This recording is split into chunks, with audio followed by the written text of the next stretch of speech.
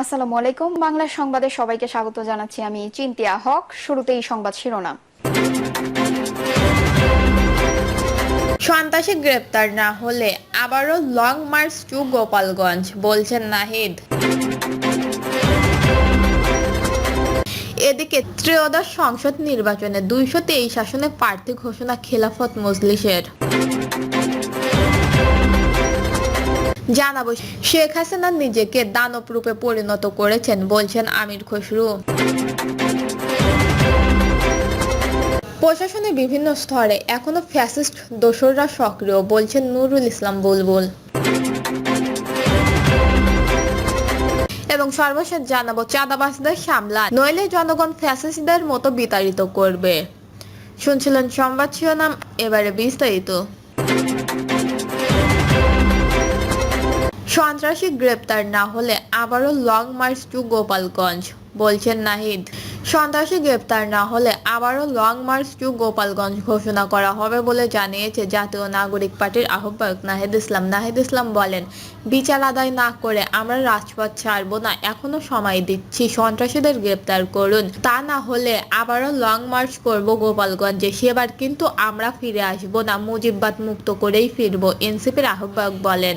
সবাই কালকেই গোপালগঞ্জ যেতে চেয়েছিল, খুব শিগগিরই আমরা গোপালগঞ্জ যাব, গোপালগঞ্জের সাধারণ মানুষকে মুজিববাদ মুক্ত করব, তবে সরকারকে বলবো গোপালগঞ্জের সাধারণ মানুষকে হেনস্থা করবেন না।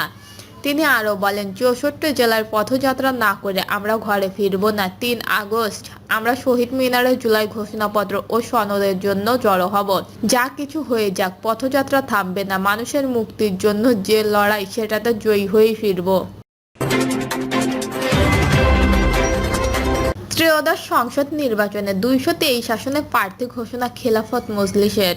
আসন্ন ত্রয়োদশ জাতীয় সংসদ নির্বাচনে অংশগ্রহণের লক্ষ্যে প্রথম ধাপে 223টি আসনে দলীয় প্রার্থীদের নাম ঘোষণা করেছে বাংলাদেশের খেলাফত মজলিস। সংবাদ সম্মেলনে দলীয় অবস্থান ব্যাখ্যা দিয়ে দলটির আমির বলেন, আগামী জাতীয় সংসদে বাংলাদেশের খেলাফত মজলিস নিম্নকক্ষে আংশিক আনুপাতিক প্রতিনিধিত্ব এবং উচ্চকক্ষে পূর্ণ আনুপাতিক প্রতিনিধিত্ব ভিত্তিক দ্বিকক্ষীয় সাংবিধানিক কাঠামোর পক্ষে অবস্থান নিয়েছে। দলীয় নেতাবিন্দু বলেন, একদলীয় একগুচ্ছ শাসন ব্যবস্থা জনগণের ইচ্ছার প্রকৃত প্রতিফলন ঘটাতে ব্যর্থ। আনুপাতিক পদ্ধতিই পারে সব শ্রেণী ও মতধারার প্রতিনিধিত্ব নিশ্চিত করতে এবং রাজনৈতিক স্থিতিশীলতা প্রতিষ্ঠা করতে। সংবাদ সম্মেলনে মাওলানা মামুনুল হক বলেন, ফ্যাসিস্টদের বিরুদ্ধে আমাদের সবাইকে ঐক্যবদ্ধ থাকতে হবে। দুঃখজনকভাবে ইদানিং দেখা যাচ্ছে ফ্যাসিস্ট বিরোধী দলগুলো নিজেদের মধ্যেই একে অপরের বিরুদ্ধে আক্রমণাত্মক ভাষা ব্যবহার করছে। এই পারস্পরিক বিরোধী ফ্যাসিস্টবাদের দোসরদের উৎসাহিত করছে। তারা জুলাই আগস্টের বিপ্লবীদের বিরুদ্ধেও হামলার দুঃসাহসিকতা দেখাচ্ছে। আমরা সবাই যদি সচেতন না হই, তবে ফ্যাসিস্টবাদ আবারও মাথাচাড়া দিবে। এখনো সময় ঐক্যবদ্ধ প্রতিরোধ গড়ে তোলার।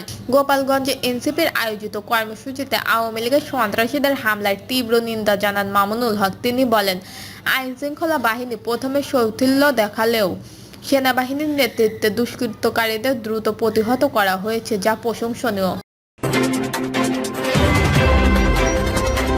শেখ হাসিনা নিজেকে দানব রূপে পরিণত করেছেন, বলছেন আমির খসরু। গোপালগঞ্জের ঘটনা প্রমাণ করে আওয়ামী লীগ এখনো পেশি শক্তির রাজনীতিতেই বিশ্বাস করে, এমনটাই বলেছে বিএনপি স্থায়ী কমিটির সদস্য আমির খসরু মাহমুদ চৌধুরী। তিনি বলেন, শেখ হাসিনার আমলে গত 4টা নির্বাচন যদি গণতান্ত্রিক প্রক্রিয়ায় হতো, তাহলে বাংলাদেশ আজ বিশ্বের কাছে অন্যতম নজির স্থাপন করতে পারত।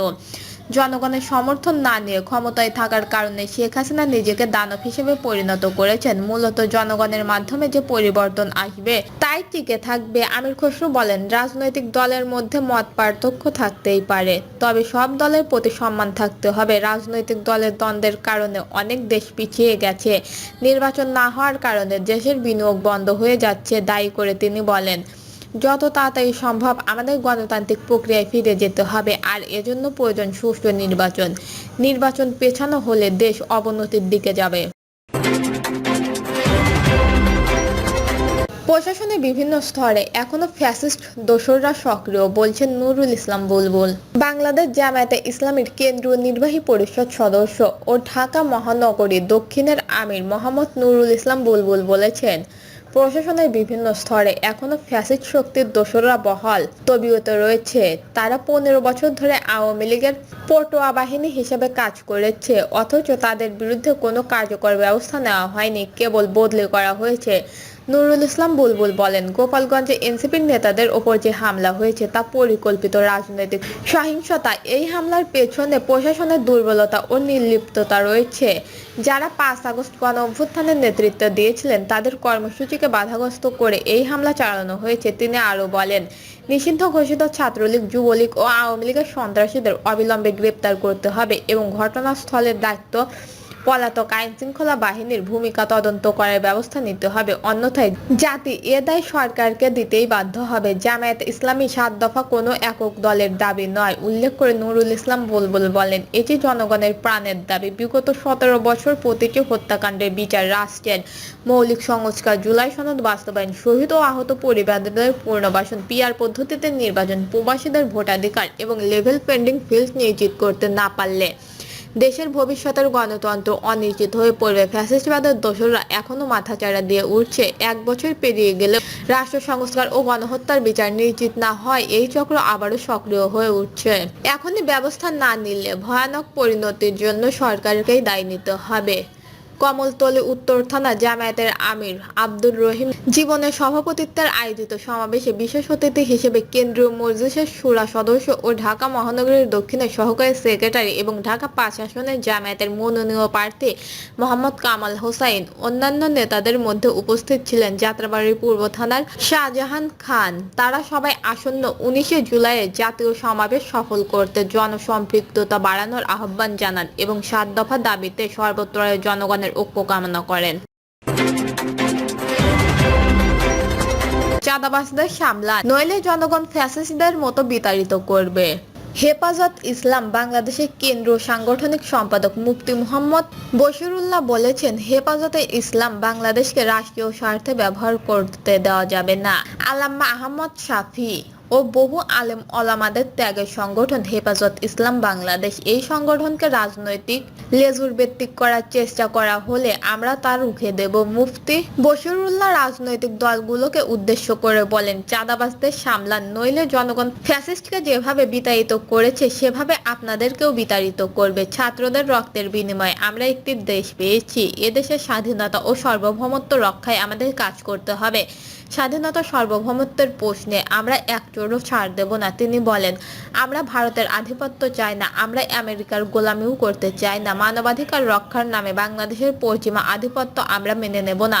কথিত নারী কমিশনের নারী সংস্কার বাস্তবায়ন হলে ঘরে ঘরে অশান্তির আগুন জ্বলবে বলেও মন্তব্য করেন তিনি। প্রতিনিধি সম্মেলনে সভাপতিত্বের বক্তব্যে মাওলানা জামাল উদ্দিন মাহমুদ সদীপ বলেন, হেফাজতকে রাজনীতি ও নির্বাচনের স্বার্থে ব্যবহার করা হবে কিনা সেটি নিয়ে সংশয় রয়েছে।